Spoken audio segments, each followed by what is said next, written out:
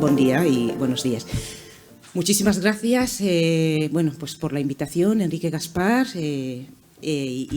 gracias también a todas las personas que han hecho posible estas jornadas, a las autoridades, a la gente de la academia, compañeras de las ONGs.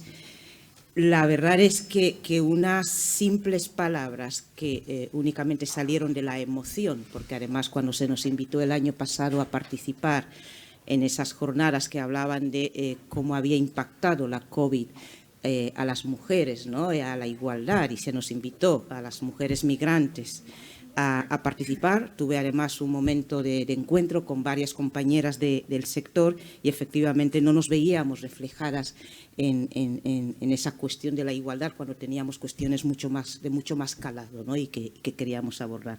Y te lo agradezco especialmente, Enrique Gaspar, que esas simples palabras, como digo, que salieron más desde ese plano emocional, pues nos hayan traído de nuevo a dar esa presencia y esa visibilidad a las mujeres migrantes y refugiadas.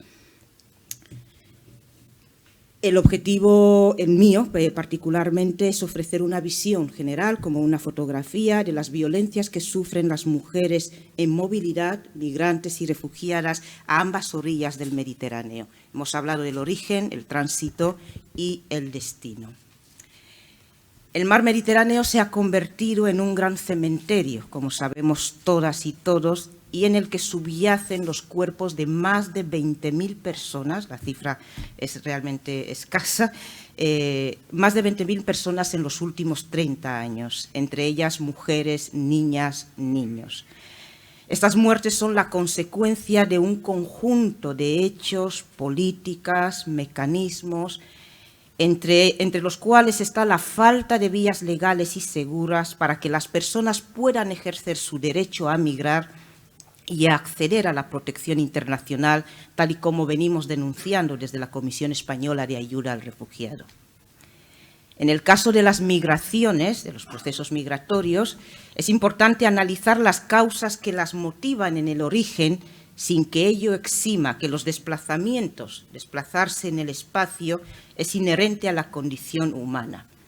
Creo, por tanto, que más nos debe ocupar el cuestionamiento de las dificultades que afrontan las personas que emprenden esos procesos. Factores que influyen como los rasgos físicos, el país del que se procede, etc. En mi fotografía he recogido pues, algunos de esos hechos, mecanismos o políticas, a veces ni siquiera sé describirlos, ¿no? La externalización de las fronteras. Esa externalización de fronteras pues, tiene también sus consecuencias. En el 2018, si no recuerdo mal, tuvimos esa imagen que se dio en Libia, en un punto de detención de Libia. Los centros de detención, efectivamente, ya los he mencionado, forman parte, ¿no?, de esa externalización de fronteras, esas fronteras que ya no controlan los europeos. Decía una de las políticas, ese Mare Nostrum, que ya no está en los límites habituales, sino parece que está un poco más allá, y que son otros países y otros gobiernos los que controlan esas fronteras, gobiernos que muchas veces son se cuestionan, ¿no?, sus políticas de derechos humanos. Voy haciendo menciones. Las vallas de Ceuta y Melilla, el Frontex, la Agencia Europea de Control de Fronteras, que también habría que cuestionarlo, ¿no? ¿Cuánto cuesta mantener esa agencia y cuánto se destina a la cooperación al desarrollo, ¿no? Pues igual es una cifra que habría que comparar. Las mafias y la trata de mujeres para la explotación sexual son también consecuencia de esa falta de vías legales y seguras para que las personas puedan migrar y puedan acceder al procedimiento de asilo. La gestión de los desembarcos se ha mencionado antes, pero yo creo que todos hemos pasado ese momento en el que son personas las que están en esos barcos, no son precisamente rebaños de animales ni nada parecido, y que tienen que aguantar ese momento en el que los políticos o los decisores deciden si se van a la izquierda o se van a la derecha, ¿no? Desde el otro lado, para los que vemos esa imagen, ¿no?, de personas que tienen nuestros propios rasgos físicos incluso, pues a veces son días sin poder ni comer, ¿no?, ni beber agua, porque no se sabe cuál va a ser la decisión. En algunos casos hemos tenido decisiones favorables, como lo que también se ha mencionado en el 2018 con la llegada del Aquarius, ¿no?, pero después de haber estado unos cuantos días en vilo sin saber qué iba a pasar con esas personas. Son cuestiones que también hay que traer a foros de este tipo. Está muy bien, ¿no?, que todo está bien y las políticas, etcétera, etcétera, pero también hay flecos, hay cosas que no están tan bien, y como activistas precisamente nuestra mirada está en esos espacios o en esos rincones donde las cosas no están tan bien. Los campos de refugiados en las islas Egeo, ¿no? Deberíamos saber qué pasa en esos campos de refugiados, cómo viven las personas en esos campos de refugiados, especialmente las mujeres y las niñas. El muelle de Arguineguín tal vez se podría haber, no sé, se podría haber dado otra imagen de lo que pasó en ese muelle y esa imagen que nos llegó a los demás, ¿no? Ese hacinamiento de personas, insisto, personas, tal y como vimos, ¿no? Insisto, voy dando imágenes, ¿no?, para recordar qué es lo que pasa. Está claro que ahora con los menores, las menores no acompañadas, pues igual su situación va a mejorar. Pero también están las temporeras en general, las recolectoras de la fresa en particular, ¿no?, cuya situación también está ahí y debe llamar nuestra atención. Las trabajadoras del hogar y los cuidados, la propia ley de extranjería, ¿no? Aquí tenemos una ley y me suele parecer paradójico que tengamos el SAODRE, el Servicio de Atención a Víctimas de Discriminación Racial y Étnica, ¿no?, que además es un servicio que paga el Ministerio y lo implementan organizaciones como CEAR, Valencia Acoge, etcétera.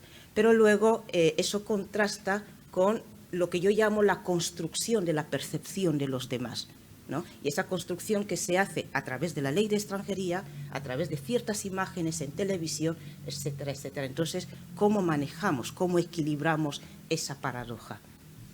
Y ahí lo dejo. Tenemos problemas con el empadronamiento. El empadronamiento es el acceso a los derechos. Si una persona no está empadronada, ¿cómo va a acceder a la sanidad, a la educación, etcétera, etcétera? En la ciudad de Valencia, que es la mía, donde yo vivo y donde participo, y además reivindico mi ciudadanía valenciana, porque creo que la ciudadanía tiene mucho que ver con ese lugar donde uno participa, tenemos asentamientos de personas, personas que viven en condiciones infrahumanas, y yo casi diría que es poco, ¿no? Lo siguiente. Los centros de internamiento de extranjeros, lo que llamamos CIES, ¿para qué sirven? ¿Cuál es la utilidad de esos centros? Centros donde se interna a personas extranjeras, por supuesto, que, según dicen los compañeros, los juristas, que no han cometido ningún delito, tan solo es una falta administrativa y se les priva de un derecho que es la libertad, que tanto amamos todos, ¿no?, y todas. Y, sin embargo, se priva a las personas de esa libertad. La fotografía no es exhaustiva, por supuesto, mis compañeras podrán ampliar un poquito más. Termino con una cita del filósofo Kwame Anthony Appiah. Kwame Anthony Appiah tiene la particularidad de que su padre es ganés y su madre es inglesa, por tanto, él entiende bastante bien esa cuestión del cosmopolitismo, ¿no? Y Kwame Anthony, cito textualmente: tenemos obligaciones que se extienden más allá de aquellos a quienes nos vinculan lazos de parentesco o incluso lazos más formales de la ciudadanía compartida. Algo parecido se ha dicho ya, esa obligación que tenemos todos de no solo mirar nuestro entorno, sino un poco más allá de nuestro entorno, esa defensa que tenemos que hacer todos de la humanidad, porque ante ciertas imágenes o ante ciertas, estaba comentando unas palabras de, creo que es el director de datos de la Organización Internacional de las Migraciones, que en una entrevista que le hicieron en mayo del año pasado, y a veces son verdaderos insultos a la humanidad, ¿no? y, insisto, son cuestiones que también tenemos que traer a este tipo de foro, y esta visión cosmopolita me sirve como una primera propuesta en esta mesa, y con eso acabo. Gracias por vuestra atención.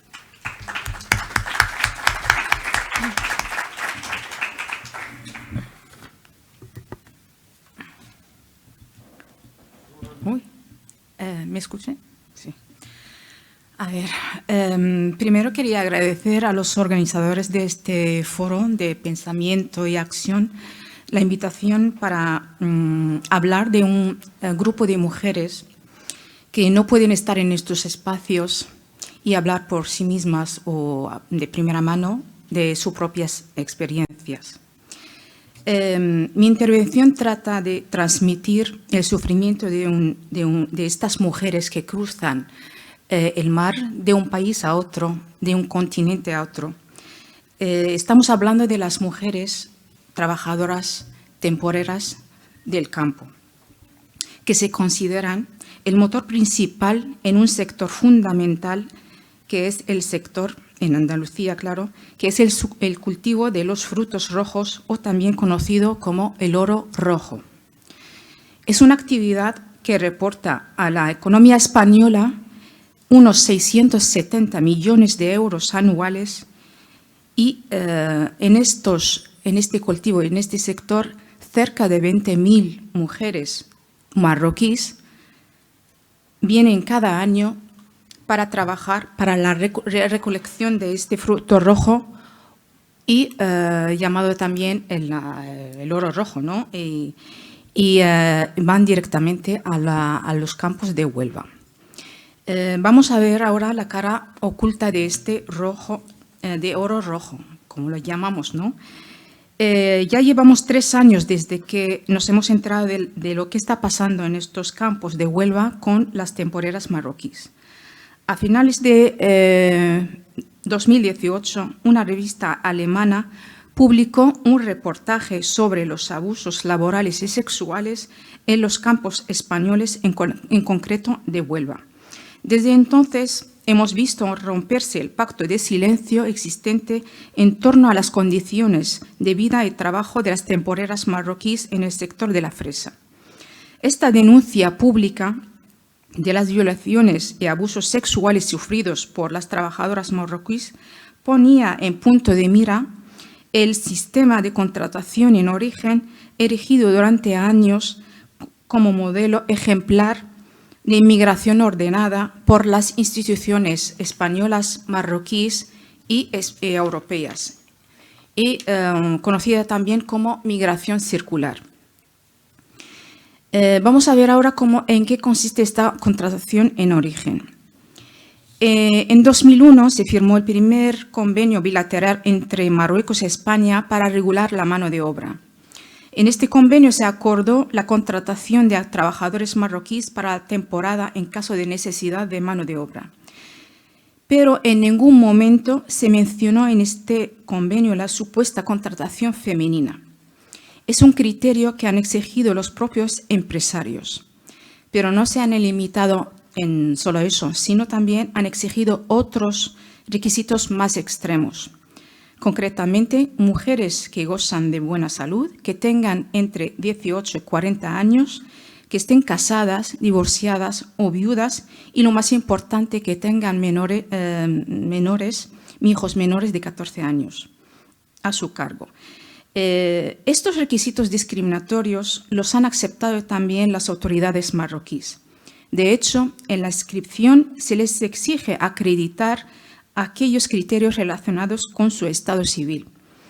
Así debían presentar carnet de identidad, una fotocopia del extracto de nacimiento, el libro de familia, el certificado de matrimonio para las casadas, el certificado de divorcio para las divorciadas y de viudad para las viudas.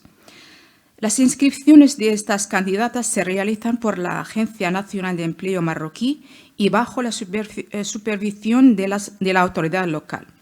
En esta primera selección solo serán inscritas y podrán optar a ser seleccionadas por los empleadores españoles aquellas mujeres que puedan demostrar documentalmente que cumplen con los requisitos. Poseer cargas familiares, sea convertido en un requisito imprescindible para optar a uno de estos contratos. Y también constituye la clave para garantizar el retorno de estas trabajadoras.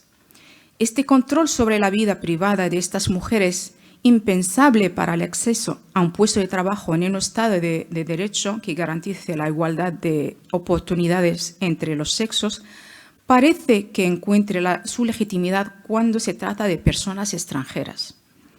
Estas temporeras llegan a los campos con un contrato de trabajo ya firmado. Los contratos están vinculados a un solo empleador concreto y se le exige a la temporera que retorne una vez finaliza la temporada para poder optar a ser llamada en otras campañas. Cabe destacar que en este caso, en el convenio bilateral entre Marruecos y España exige una formación mínima del idioma para los trabajadores, pero este requisito nunca se cumple.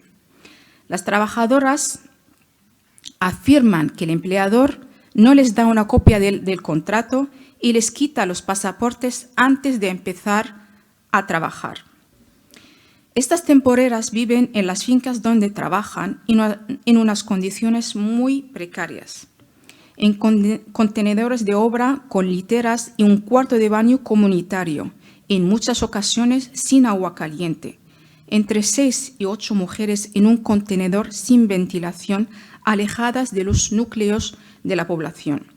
El transporte mínimo obligatorio por el empleador es una vez por semana y muchas veces solo una vez en cada 15 días para que las mujeres puedan bajar al pueblo para hacer las compras. Pero por necesidad las temporeras se desplazan con mayor frecuencia a los pueblos caminando o aprovechan los viajes al pueblo de capataces o otros trabajadores que usan sus coches como taxis ilegales, y es donde se aprovechan de muchas mujeres acosándolas y en muchas ocasiones se las chantajea de hacerles la compra a cambio de sexo. Durante la pandemia, estas trabajadoras han sufrido nuevas formas de explotación debido a la falta de mano de obra por el cierre de las fronteras.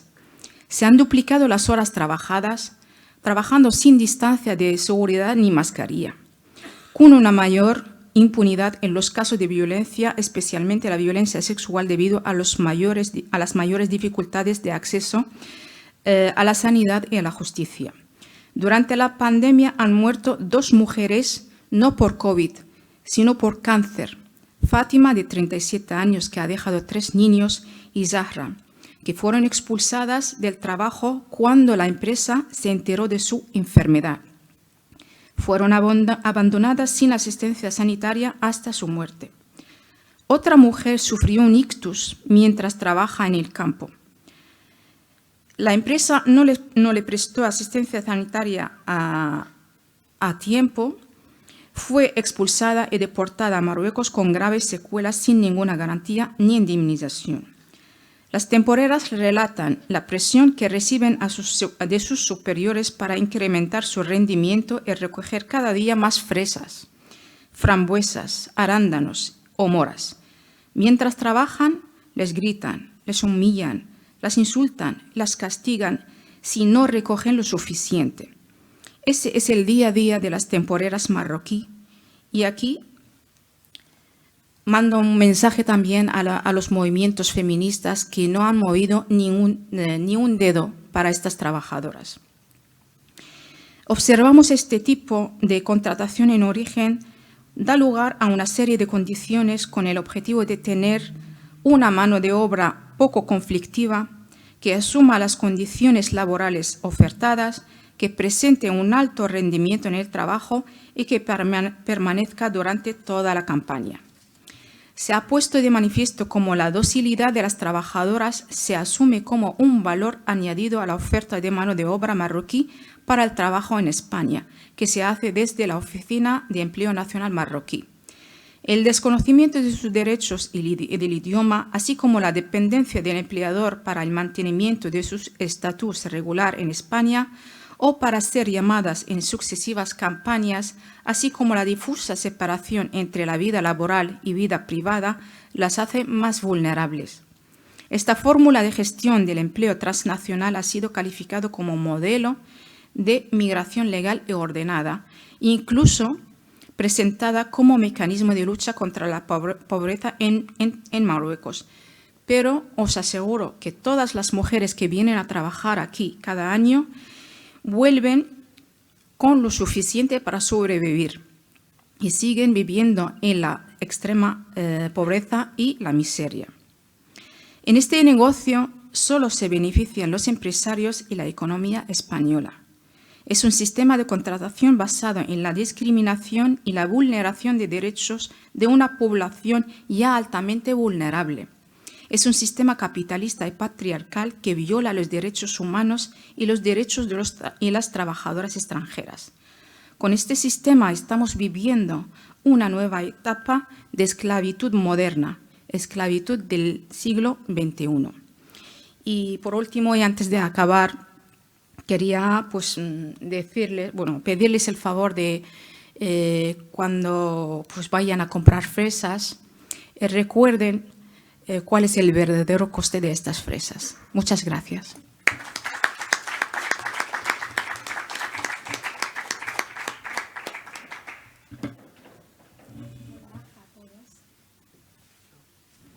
Hola a todos.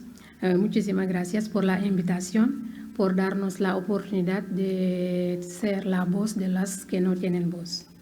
Yo voy a hablar también primero por las temporadas de la fresa, por ser también una de ellas. A veces cuando se hablan de las mujeres que trabajan en la fresa, se suelen pensar a las mujeres marroquíes, con razón, porque la mayoría, casi más de la mitad, son de origen marroquí, pero también hay otras mujeres como subsaharianos.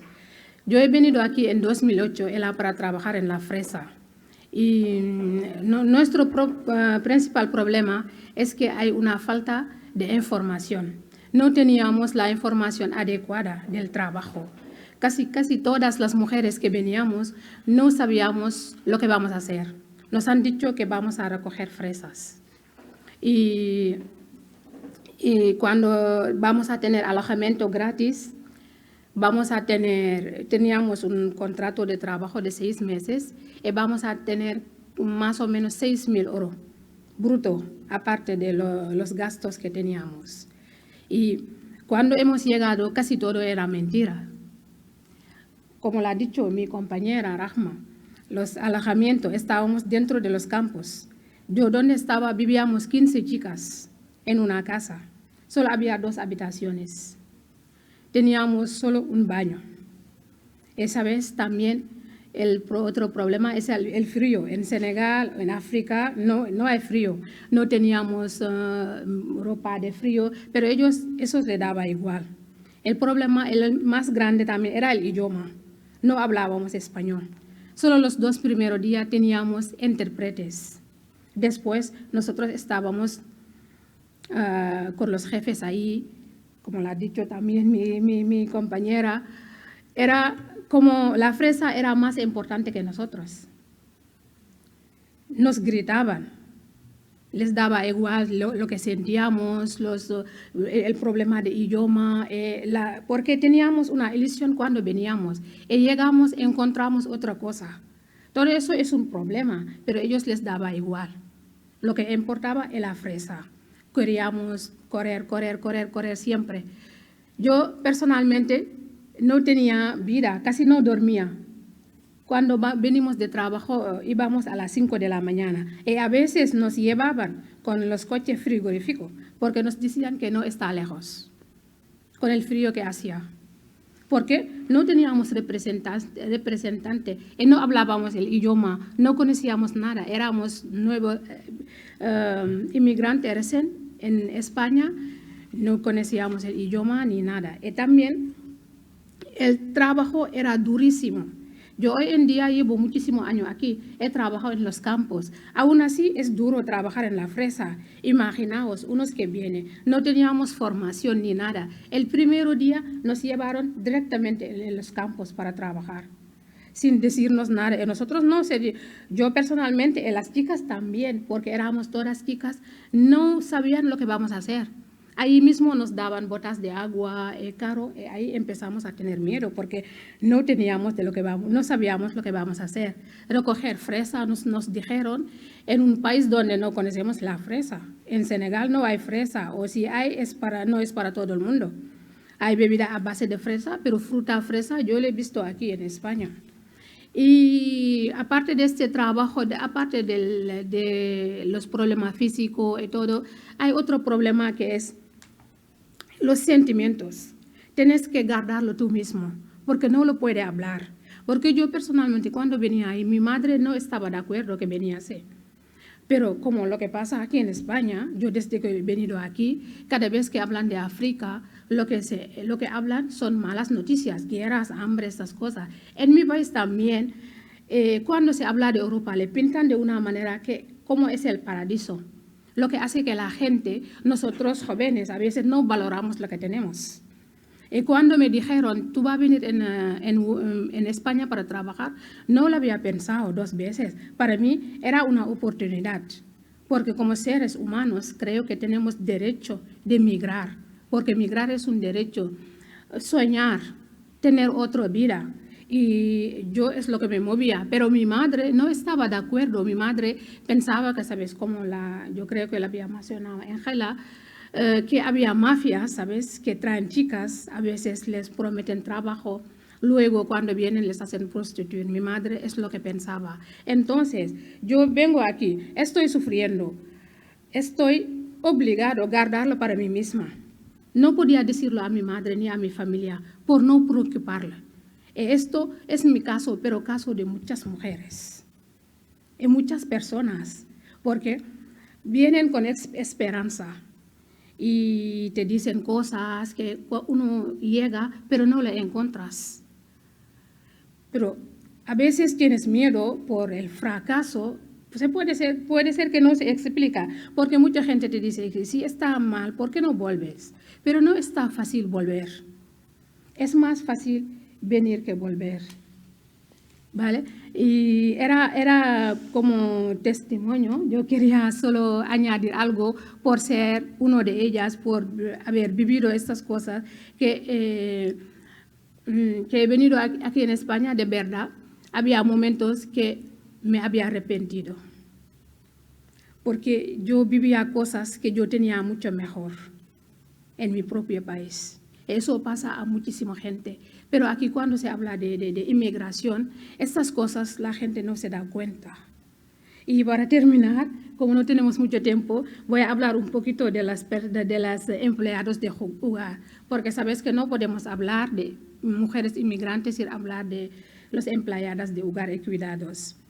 Y 90% de las mujeres que trabajan en los empleados de hogar, 90% son mujeres, 85% son inmigrantes y más de 200,000 son sin contrato. Sin contrato porque no es que no quieren tener contrato, porque a veces la mayoría están en situación administrativa irregular. Y también si no tienes familia ahí, a veces estás obligado a aceptar lo que sea, porque aquí yo creo que no te regalan nada. Tiene que pagar el alquiler, tiene que vivir. Y si tiene familia allá, tiene que también trabajar para ayudarles algo. Entonces no te puedes quedar ahí esperando otra cosa. Tienes que trabajar de lo que sea. Y a veces ellos prefieren trabajar como interna para camuflar su situación irregular. Y esto nos hace todavía más invisible, porque ahí no te dan tus derechos, no le pagan bien, a veces incluso que a veces ni le respetan, no tiene vida, no puede padronarse, no puede estudiar. Necesitamos formación. Aunque tienen formación, la mayoría yo conozco de Senegal, muchísima gente que viene aquí con formación. pero a veces no puede usar esta formación que tiene por necesidad, lo que decía antes, porque tienes que comer, tienes que pagar el alquiler. Entonces, a veces tu preocupación es sobrevivir. Después es muy tarde para formarse.